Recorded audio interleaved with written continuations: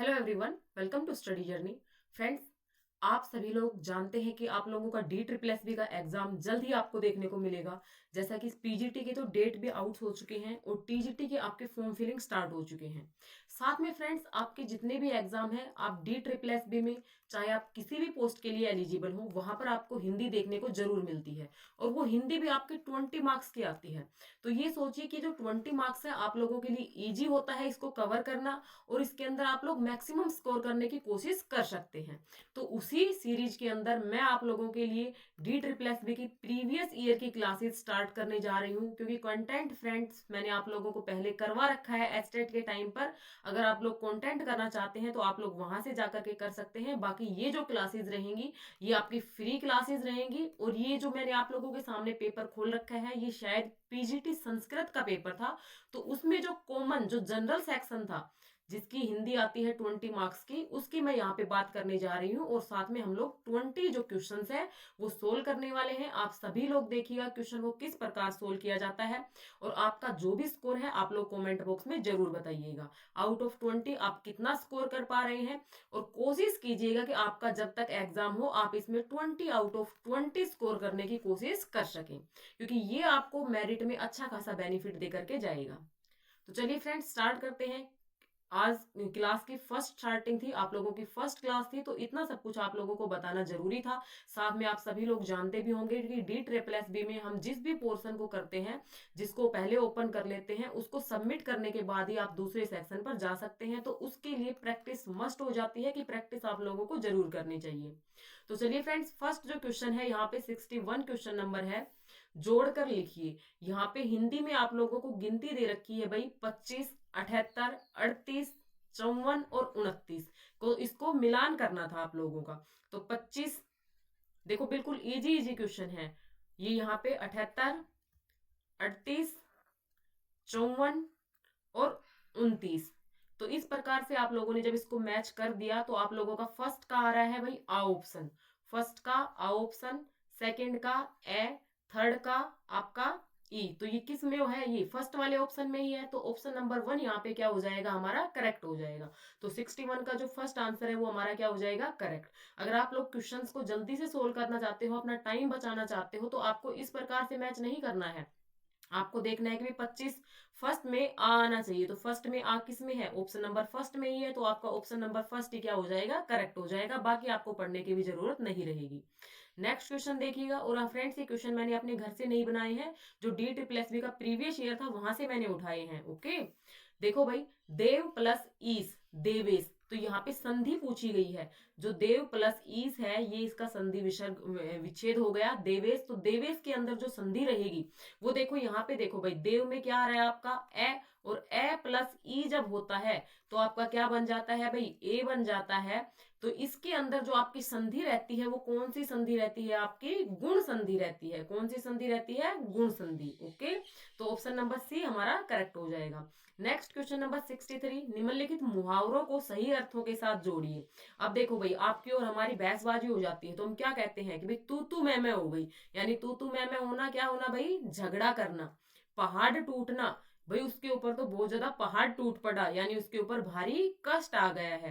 अंगूठे चूमना, किसी के हथेली चूमना, अंगूठे चूमना, तलवे चाटना, ये हम किस सेंस में बोलते हैं? चापलूसी करना। खिल्ली उड़ाना, हंसी उड़ाना। तो इस हिसाब से आप लोग देख सकते हैं कि आपका जो सही आंसर है वो क्या हो जाएगा भाई? फर्स्ट का क्या आ रहा है? ई आ रहा है। ओके, फर्स्ट का ई किस में है? ऑप्शन नंबर बी में है। 2 का ए। तो हमारा ऑप्शन नंबर बी यहाँ पे करेक्ट आंसर हो जाएगा। नेक्स्ट देखिए भाई, 64 नंबर क्वेश्चन, निम्नलिखित में से आकाश शब्द का पर्यायवाची नहीं है। अब आपको ये भी ध्यान रखना है कि भाई यहाँ पे क्या पूछा है? पर्यायवाची नहीं है। अब कुछ लोग जल्दबाजी में मेरे जैसे क्या करेंगे, भी आकाश शब्द का पर्यायवाची है तो आकाश का पर्यायवाची क्या होता है? नभ। तो ऑप्शन नंबर ए पे क्या कर देंगे? सही कर देंगे। जबकि ये हमारा क्या हो जाएगा? रॉन्ग हो जाएगा, क्योंकि यहाँ पे क्या पूछा गया है? नहीं है पूछा गया है।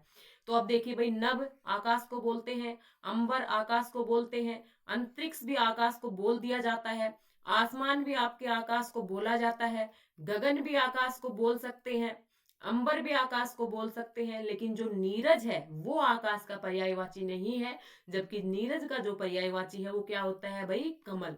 जो कमल होता है उसका पर्यायवाची क्या होता है आपका नीरज होता है। कमल, पंकज, नलिन, अरविंद, उत्पल, ये सभी किसके पर्यायवाची हैं? कमल के पर्यायवाची हैं। ओके, नेक्स्ट देखिए भाई, स्वच्छता शब्द है। अब जो स्वच्छता शब्द है वो क्या है? एक सर्वनाम है, विशेषण है, उपसर्ग है, संज्ञा है। तो देखो भाई, सर्वनाम क्या होते हैं आप सभी जानते हो, अगर नहीं जानते हो तो अभी जान जाओगे। सर्वनाम जो आपके संज्ञा के स्थान पर युक्त होते हैं। तो स्वच्छता क्या है? यहाँ पे एक संज्ञा है। स्वच्छता क्या है भाई? एक संज्ञा है, एक भाव दे रहा है, ये एक भाववाचक संज्ञा आपकी हो जाएगी। तो 65 का ऑप्शन नंबर डी यहाँ पे क्या रहेगा? सही आंसर रहेगा। अब देखिए भाई नेक्स्ट क्वेश्चन, क्वेश्चन नंबर 66, क्रोध रूपी अग्नि, क्रोधाग्नि, यह कौन सा समास है? समास से भी क्वेश्चन आया हुआ है। क्रोध रूपी अग्नि क्या बना भाई? क्रोधाग्नि। तो देखो भाई, एक क्या होता है? बहुव्रीहि समास होता है। बहुव्रीहि समास में क्या होता है कि भाई जो अपने नाम का बोध ना करा करके जो आपको शब्द दे रखे हैं वो किसी अन्य का बोध कराते हैं। जैसे पीत प्लस अंबर आपका पीतांबर बन जाता है। तो पीतांबर किस सेंस में यूज होता है? विष्णु भगवान जी के लिए, कृष्ण भगवान जी के लिए यूज होता है। तो वहां पे आपका समास कौन सा चला जाता है? बहुव्रीहि समास। अव्ययीभाव समास में आपके क्या होते हैं कि भाई आपका जैसे यथा समय, इस प्रकार से प्रतिदिन, आगे आपको क्या मिल जाता है? अवयव वगैरह मिल जाता है, वो आपका अव्ययीभाव समास होता है। द्वंद्व समास में आपको क्या मिलता है? जैसे कि खाना पानी, इस प्रकार से आपको क्या मिलता है? योजक चिन्ह मिलता है। मोस्टली, सभी की बात नहीं कर रही हूं, लेकिन ये कौन सा समास है? हमारा कर्मधारय समास है। क्रोध रूपी अग्नि, ये कौन सा समास है आपका? कर्मधारय समास। ओके, क्लियर है। नेक्स्ट क्वेश्चन देखिएगा, कृष्ण ने कंस को मारा। और आपको ये जो क्वेश्चंस है, आप लोगों को स्पीड मेरी थोड़ी हाई लग सकती है, लेकिन आप लोगों को इससे भी ज्यादा आपकी हाई स्पीड रखनी पड़ेगी, क्योंकि जो D SSS है वहां पे एग्जाम जो डिफिकल्टी लेवल है वो इतना इजी, मतलब हार्ड नहीं रहता, जबकि टाइम मैनेजमेंट करना ही सबसे बड़ी बात होती है। ओके, तो आप भी फास्ट फास्ट कोशिश कीजिएगा। यहाँ देखिए, कृष्ण ने कंस को मारा, यहाँ पे क्या पूछा गया है? कारक पूछा गया है। तो भैया हम क्या पढ़ते हैं? कर्ता ने, कर्म को, करण से, संप्रदान के लिए, इसी प्रकार से हमने याद किए हैं। तो यहाँ पे जो ने है, कृष्ण ने, तो यहाँ पे कौन सा कारक है? कर्ता कारक। और कंस को, कर्ता ने कर्म को, तो ये कौन सा कारक है? यहाँ पे कर्म कारक। तो ऑप्शन नंबर सी हमारा सही आंसर हो जाएगा।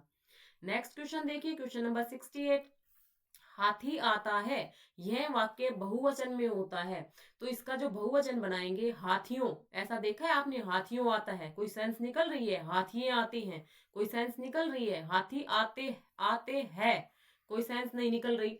जबकि ऑप्शन नंबर बी आपको दिखाई दे रहा होगा कि सही आंसर है हाथी आते हैं।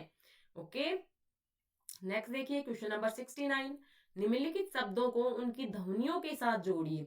अब देखो, इनकी ध्वनि बतानी है। भाई सभी को पता है, मेंढक क्या करता है? टर्राता है। बंदर क्या करता है? खो खो करता है। हाथी क्या करता है? चिंघाड़ता है। सांप क्या करता है भाई? फुफकारता है।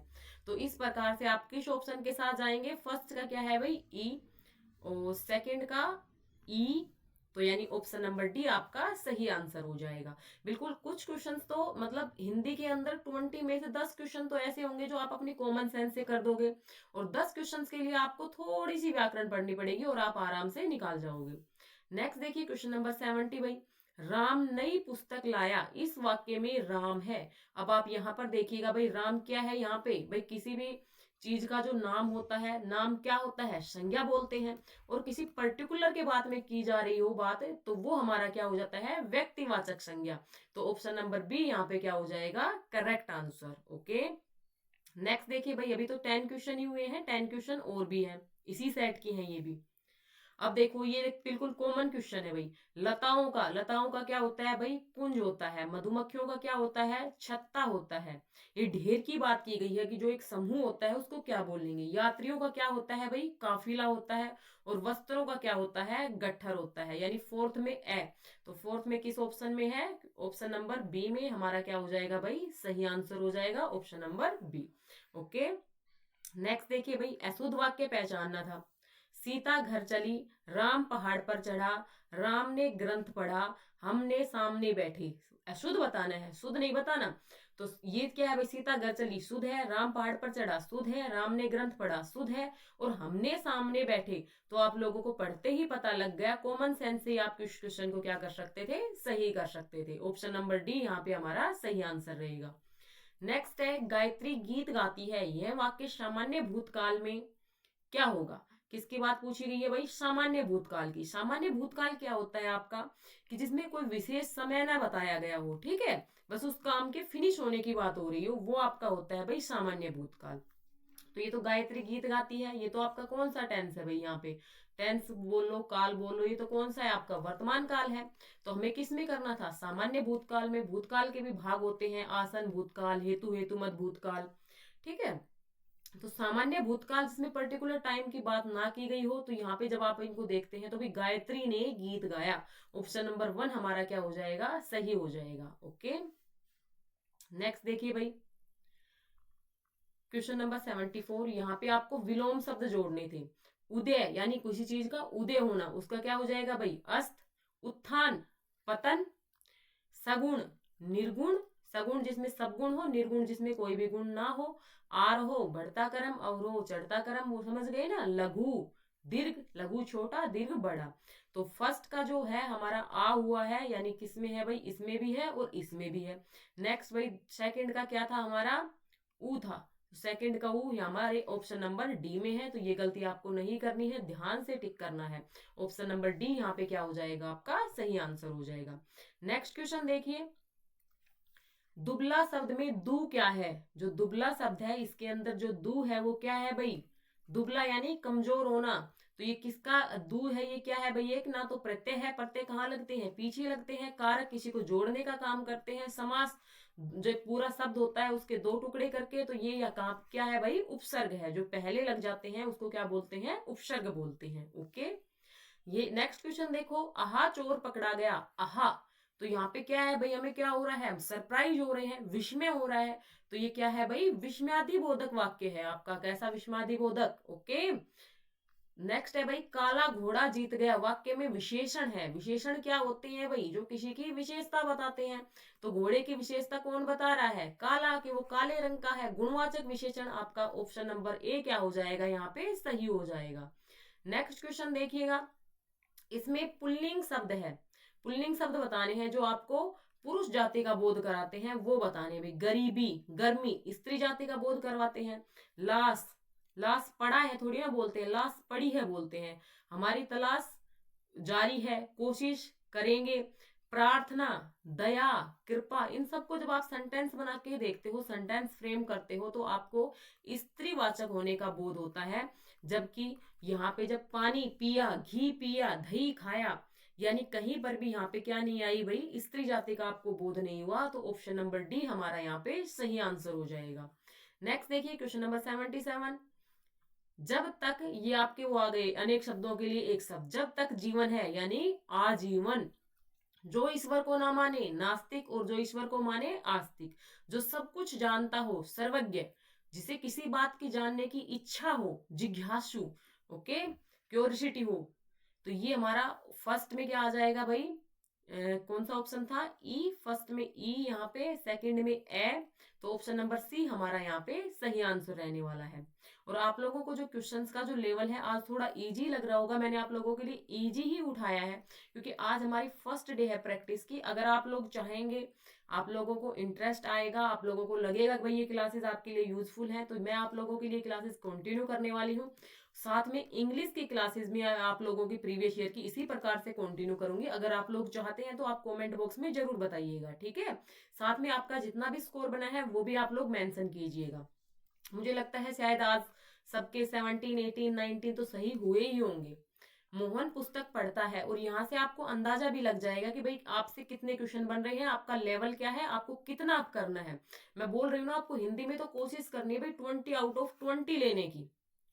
और ये कब पॉसिबल होगा? जब आप प्रैक्टिस करोगे कंटेंट के साथ साथ। प्रैक्टिस मैं आप लोगों की करवा रही हूँ। यह वाक्य कर्मवाच्य में होता है। मोहन पुस्तक पढ़ता है, मोहन पुस्तक पढ़ेगा, तो भाई यहाँ पे तो क्या कर दिया? काल ही बदल दिया। हमें तो क्या बदलना था, वाच्य बदलना था। मोहन पुस्तक पढ़ता था, यहाँ पे भी काल बदल दिया। मोहन से पुस्तक पढ़े जाते हैं, पुस्तक पढ़े थोड़ी ना जाएंगे, बहुवचन थोड़ी ना है यहाँ पे। मोहन से पुस्तक पढ़ी जाती है, तो ये इसका क्या आंसर है, सही आंसर है ऑप्शन नंबर डी के साथ हम जाएंगे। तो काफी क्वेश्चन ऐसे हैं जिनको आप ऑप्शन से एलिमिनेट करके भी सोल्व कर सकते हो। तो भाई ये मैंने आप लोगों के साथ 20 क्वेश्चन डिस्कस किए हैं। आप लोगों का जितना भी स्कोर रहा आप लोग कमेंट बॉक्स में जरूर बताइएगा। बाकी जो चैनल पर फर्स्ट टाइम विजिट कर रहे हैं, चैनल को सब्सक्राइब कीजिएगा।